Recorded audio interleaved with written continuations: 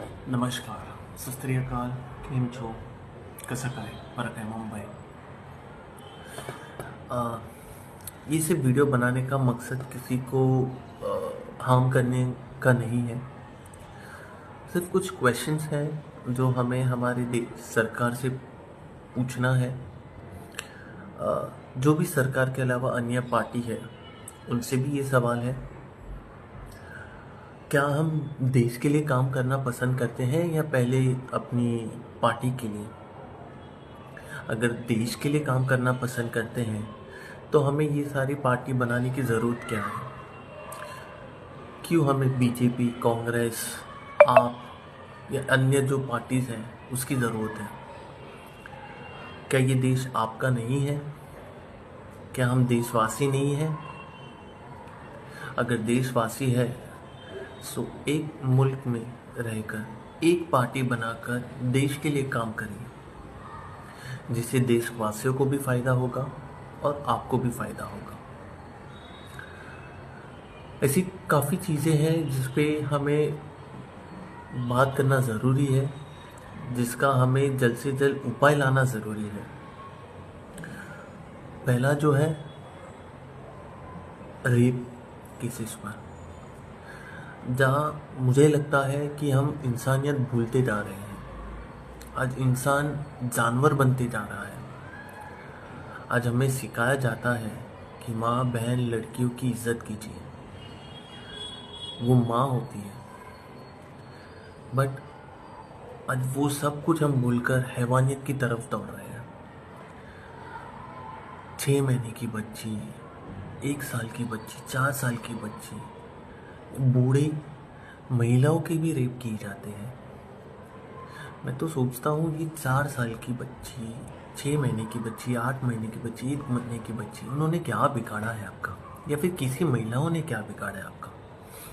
अगर आपको दिक्कत है वेस्टर्न कल्चर से सो आंदोलन कीजिए, सारे वेस्टर्न कल्चर्स को बंद कराइए। हमारी जो देश की जो ट्रेडिशन है वो फॉलो कराइए। साड़ी है, ड्रेस है, वो कल्चर वापस लाइए।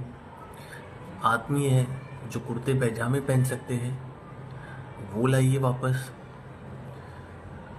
ये बुरी जो नज़र है औरतों पर, कृपया हाथ जोड़ के गुजारिश करते हैं कि बंद कीजिए। आज आप उन पे कर रहे हैं जुल्म, कल उठ के कोई दूसरा इंसान आपके माँ बहन पर करेगा तो कैसा लगेगा आपको। तो ज़रा सोचिए, उस पर गौर कीजिए। दूसरा जो है एजुकेशन सिस्टम। एजुकेशन सिस्टम को हमें स्ट्रॉन्ग करने की बहुत ज़रूरत है। सभी देशवासियों को एजुकेशन मिलना ज़रूरी है, बट हमारी सरकार ये जो प्राइवेट एजुकेशन है उससे नहीं लगता है कि सारे देशवासियों को एजुकेशन मिलना आसान है। आज उनकी फ़ीस स्ट्रक्चर आप देखोगे सो काफ़ी मिडिल क्लास फैमिली जो है वो अफोर्ड नहीं कर पा रही है। उससे क्या होता है, बच्चे पढ़ नहीं पाते हैं, जो उनके सपने हैं वो पूरे करने का उनको समय नहीं मिलता है। वो ख्वाब कैसे पूरे करें। हम बात करते हैं कि हमारे देश को जो है हम उस लेवल तक पहुंचाएंगे ताकि सारी दुनिया हमें देख सके, बट क्या आपको लगता है ये संभव है। ये जो प्राइवेट स्कूल जो अपनी फ़ीस हर साल बढ़ाते रहते हैं 5%, 10%, इससे क्या होता है। बच्चों पर तो आप बोझ डाल ही रहे हो, फैमिलीज पर भी डाल रहे हो। स्कूल स्टार्ट होते ही आप प्रोजेक्ट्स देते हो। ये प्रोजेक्ट्स जो है उसके लिए अलग से खर्चा करना पड़ता है फैमिलीज को। स्कूल क्या ये नहीं खुद कर सकती है, बच्चों को खुद ट्रेन नहीं कर सकती है प्रोजेक्ट्स पर। जब पेरेंट्स ही स्कूल में फ़ीस पे करके जो है उन्हें पढ़ाना चाहती है या प्रोजेक्ट्स करवाना चाहती है, तो क्या वो खुद घर पे नहीं कर सकते हैं। स्कूल भेजने की क्या ज़रूरत है। सो गवर्नमेंट से गुजारिश है, एजुकेशन सिस्टम से गुजारिश है, कृपया इस फीस स्ट्रक्चर को ध्यान रखिए ताकि सारे जो मिडिल क्लास फैमिलीज भी हैं, जो गरीब बच्चे हैं, उन्हें भी पढ़ने का मौका मिले, आगे बढ़ने का मौका मिले। तीसरी बात जो है क्लाइमेट, जहाँ देखा जा रहा है कि हर तरफ कंस्ट्रक्शंस हो रहे हैं, झाड़ें कट रहे हैं पर नए झाड़ उग नहीं रहे हैं, खेती जो है वो नष्ट की जा रही है, खेती नष्ट की जा रही है डेवलपमेंट के नाम पर। डेवलपमेंट के नाम पर क्या हो रहा है? रो हाउस बन रहे हैं, बिल्डिंग्स बना रहे हैं। क्यों हमें ज़रूरत है? क्या हमें स्वस्थ फल फ्रूट जो है भाजी की ज़रूरत नहीं है? या फिर हमें सिर्फ जो ख़राब सब्जियां होती हैं वही खाना ज़रूरी है? इस पर भी गौर करने की बात है, ताकि हमारे जो फार्मर्स हैं उन्हें न्याय मिले।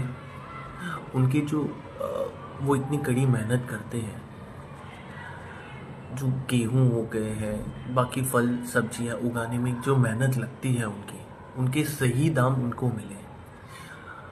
जो उनके बीच में जो आदमी होता है, जो दाम तय करता है, उसे अब दूर कीजिए, ताकि उन्हें मौका मिले कि अपने जो फल जो सब्जियां हैं वो ग्राहकों तक सही दाम पर सही तरह पहुंचाएं। सो गवर्नमेंट से गुजारिश है, आप ध्यान दीजिए इस पर। इसके अलावा कुछ और भी मुद्दे हैं जहाँ पर हमें बताया जाता है, सुनने में आ रहा है कि हम इतने ब्रिज बनाएंगे, रोड्स बनाएंगे, यूके यूएस की तरह जो है हम compete करेंगे कुछ सालों में।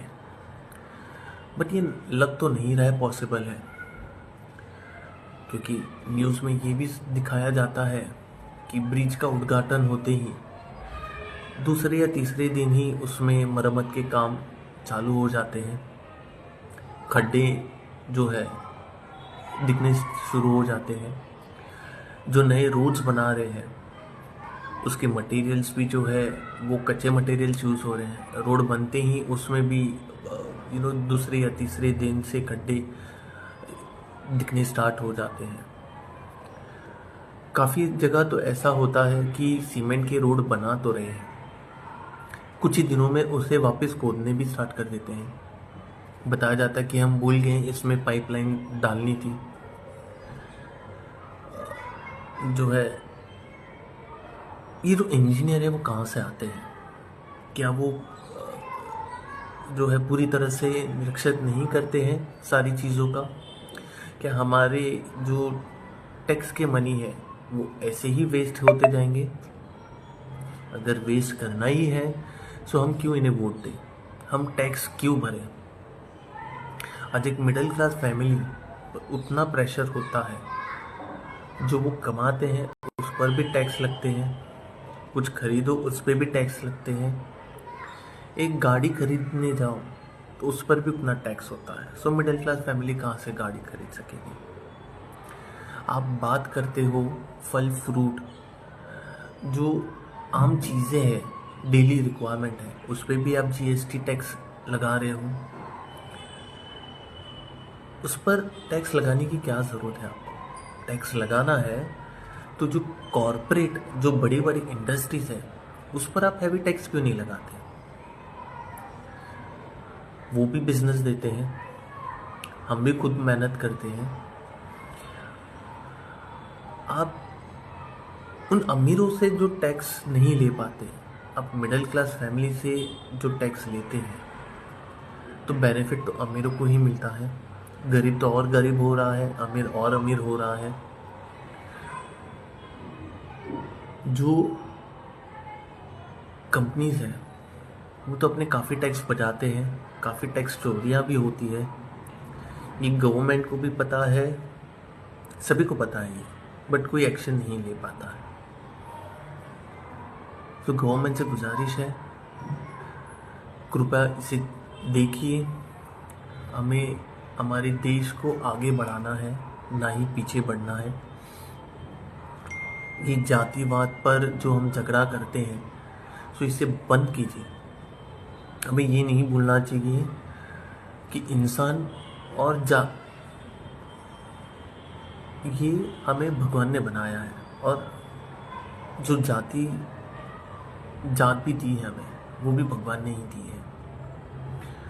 सो ये सारी चीज़ें बंद कीजिए, हम प्रेम से रह सकते हैं। जो अगर नहीं मानता है कि हम ये भाषा नहीं बोलेंगे या दादागिरी से बात करके बोलता है, ज़रूर उसे सज़ा दीजिए। हमारे लॉज है, हाथ में मत लीजिए उसे। उनको सबक सिखाने के लिए हमारे कानून व्यवस्था है, पुलिस है, उनको एक्शन लेने दीजिए।